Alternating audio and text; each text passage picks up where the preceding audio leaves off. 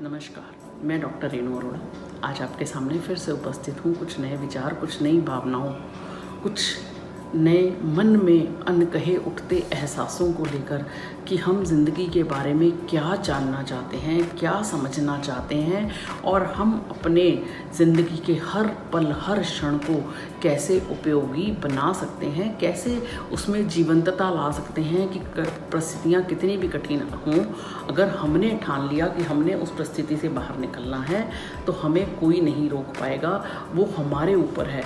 जीवन जो है वो हमेशा वो एक अच्छे फ्यूचर की कामना लेकर जीना चाहिए और सपने देखने का हक सभी को है। सपने ज़रूर देखें, अगर हम सपने देखेंगे तो वो ज़रूर पूरे होंगे, परंतु इच्छाएं ना बढ़ाएं, क्योंकि सपनों में और इच्छाओं में बड़ा फ़र्क है।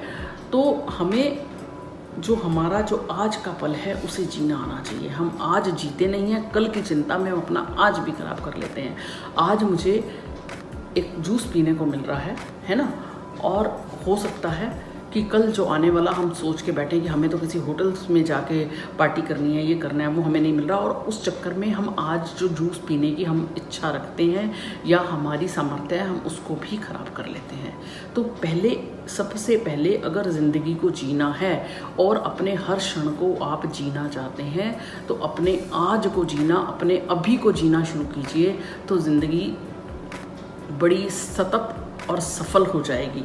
और वहाँ जैसी कभी कोई जगह होती नहीं है जहाँ पहुँचने के लिए बात की जाती है किसी चीज़ का, क्योंकि कोई ना तो शुरुआत है ना अंत है। हम आज हमारी एक इच्छा ख़त्म होगी, दूसरी पैदा हो जाएगी, दूसरी ख़त्म होगी, तीसरी पैदा हो जाएगी, तीसरी ख़त्म होगी तो चौथी पैदा हो जाएगी। क्यों? आज मेरे पास साइकिल है तो भगवान जी मुझे स्कूटर दे दो, स्कूटर मिल गया, मुझे गाड़ी दे दो, मुझे गाड़ी मिल गई, मुझे अब और बड़ी गाड़ी दे दो, फिर उससे बड़ी गाड़ी दे दो, फिर मेरा ये घर छोटा है, इसको घर को बड़ा कर दो।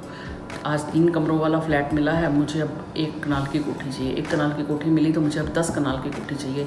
हम जिंदगी भर इसी में उलझते चले जाते हैं और बस हमारी इच्छाएं पूरी नहीं होती, हमारे मन में संतुष्टि नहीं होती। और अगर आपके मन में संतुष्टि नहीं है तो आप ज़िंदगी के किसी भी पल का आनंद उठा ही नहीं पाएंगे, क्योंकि हमें हमेशा अपने से ऊपर वाले को देखने की आदत है। देखिए, पर उस ऊपर वाले को देखने के साथ हमने कौन सी अच्छी आदतों को ग्रहण करना है हम वो भूल जाते हैं।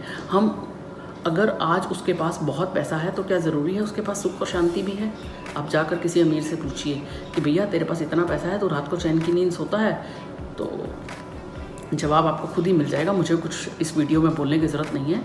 तो ज़रूरी नहीं है कि जिसके पास पैसा हो उसके पास सुख की नींद हो।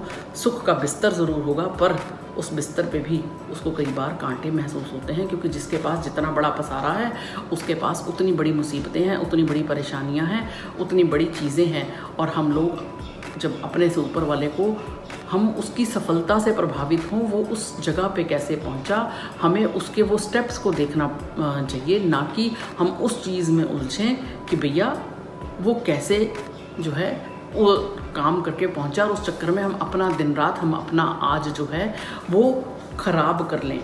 क्योंकि ये जो समय है हमें ज़रूरत है इमोशनल सपोर्ट की, प्रोफेशनल सपोर्ट की, आध्यात्मिक सहारे की भी ज़रूरत है। और हमें एक काम करना पड़ेगा, जब जब हम उलझें अपनी सांस के ऊपर काम करना पड़ेगा।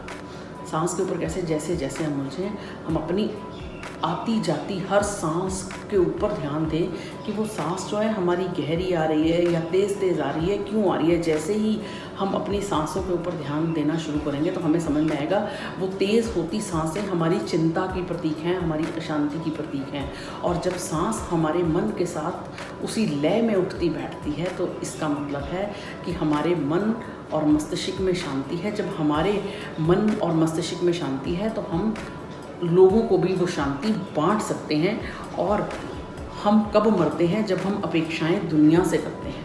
हम ये सोच लेते हैं कि हमने किसी का अच्छा किया तो मेरे साथ वो भी अच्छा करे, हम तब मरते हैं। हमारी दुनिया से बड़ी अपेक्षाएं बढ़ती हैं और हम खुद से बहुत ज़्यादा उम्मीदें लगा लेते हैं, खुद से बहुत ज़्यादा अपेक्षाएं कर लेते हैं। रखिए अपेक्षाएं, कोई मना नहीं कर रहा, पर उसकी एक लिमिट होनी चाहिए।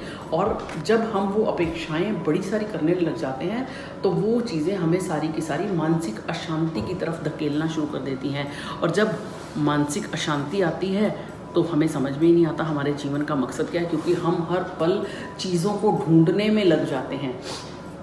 जब हम हर समय मेरे पास ये आ जाए, मेरे पास वो आ जाए, मेरे को ये मिल जाए, मुझे वो मिल जाए, मुझे ये जना सल्यूट करे, मेरे साथ ये 4 नौकर हों, मेरे साथ ये ऐसे 5 नौकर हों, और जब हम इस तरह का काम करते हैं तो ज़िंदगी जो है हमारी उलझनों में बढ़ती चली जाती है। तो जीवन के हर क्षण को महत्वपूर्ण समझे, क्योंकि पता नहीं आपको अगला सांस आना भी है या नहीं आना। तो जीवन के हर क्षण को महत्वपूर्ण बनाए और जो क्षण आप जी रहे हैं इसके लिए सजग रहें, जीवंत रहें और भरपूर जिएं। जिस दिन आपने अपने उसी क्षण को जीना शुरू कर दिया, हम आज ऑफिस में बैठे हैं और सोच तो रहे हैं, हमारे टेबल के आगे तो फाइलें लगी हैं बहुत सारी और हम सोच रहे हैं किसी तीसरे और काम की, तो क्या जो हम ऑफिस में काम कर रहे हैं वो काम पूरा होगा? उस काम में जब ध्यान ही नहीं तो वो काम पूरा कैसे होगा? तो जीवन को जीवंत बनाना है तो उसके हर क्षण को हमें उपयोगी बनाना पड़ेगा। आज को जीने की आदत डालनी पड़ेगी। तो इन्हीं शब्दों के साथ हर क्षण के बाद अगला क्षण तो आएगा ही आएगा, तो हर क्षण को हमें उपयोगी बनाना है, हर क्षण को जीना है। इन्हीं शब्दों के साथ मैं अपनी वाणी को विराम दूंगी। मैं मोटिवेशनल थॉट्स जो अपने राइटिंग फॉर्म में है वो drrenuarora.in पर लिख रही हूँ। आप वहाँ जाकर पढ़ सकते हैं। मैं ट्विटर, इंस्टाग्राम, फेसबुक सब पे हूँ, आप मुझे फॉलो कर सकते हैं। और अगर आपको मेरी वीडियोस पसंद आ रही हैं तो इसे अन्य लोगों के साथ भी शेयर कीजिए और मेरे चैनल को सब्सक्राइब कीजिए। धन्यवाद।